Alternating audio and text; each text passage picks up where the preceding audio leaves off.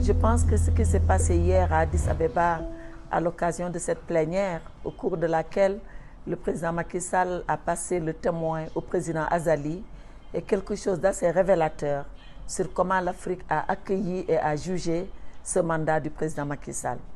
Au départ, lorsqu'il prenait en exercice ce mandat, le président Macky Sall avait pensé, dans la façon de travailler qui le caractérise, qu'il était utile de mettre en place une task force. Une task force qui aura pour mission d'abord de réfléchir sur les urgences de l'Afrique, mais surtout de comment arriver à porter ces urgences et comment arriver à proposer des solutions à ces urgences-là.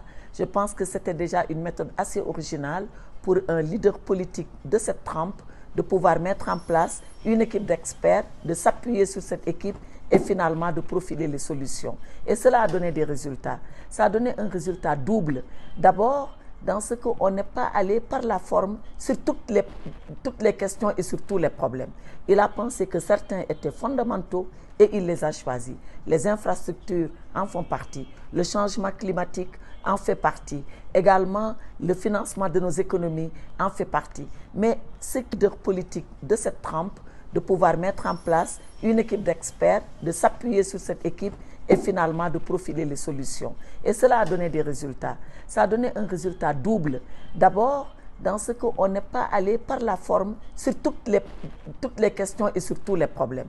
Il a pensé que certains étaient fondamentaux et il les a choisis. Les infrastructures en font partie. Le changement climatique en fait partie. Également, le financement de nos économies en fait partie. Mais ce qui a été l'empreinte de ce mandat, c'est quand même cette voix forte, cette plaidoirie très grande, conséquente, soutenue pour l'Afrique sur toutes les scènes internationales.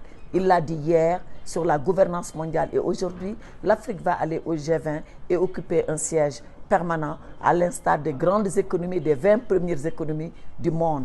Les problèmes de l'Afrique ont été relayés, soutenus, fortement appuyés et aujourd'hui, la communauté internationale, chaque fois qu'elle a rencontré l'Afrique, n'a pas essayé avec elle de dessiner le monde à sa façon, à elle, mais a accepté que l'agenda 2063, qui est le plan de développement continental, que cet agenda 2063 serve de cadre de partenariat, que ce soit les États-Unis, que ce soit l'Europe, que ce soit les autres partenaires, tous ont accepté cela et nous le devons au président Macky Sall. Moi, j'ai été à plusieurs rencontres au cours desquelles le président Macky Sall devait rencontrer des personnalités de niveau mondial, que ce soit des chefs d'État, que ce soit des banquiers, que ce soit des décideurs, des investisseurs, où il leur a dit, mais presque les yeux dans les yeux, ce que l'Afrique attendait d'eux. Que l'Afrique n'attendait pas qu'ils élaborent les problèmes, que l'Afrique n'attendait même pas qu'ils leur donnent les solutions, que l'Afrique attend seulement d'eux qu'ils les aident à la mise en œuvre. Les problèmes, ils les ont déjà identifiés, les solutions, ils ont déjà fini de les poser, c'est dans la mise en œuvre qu'ils attendent le partenaire. Et pour résumer, je dis très souvent que ce que le président Macky Sall a apporté d'invisible est beaucoup plus important que ce qu'il a apporté de visible.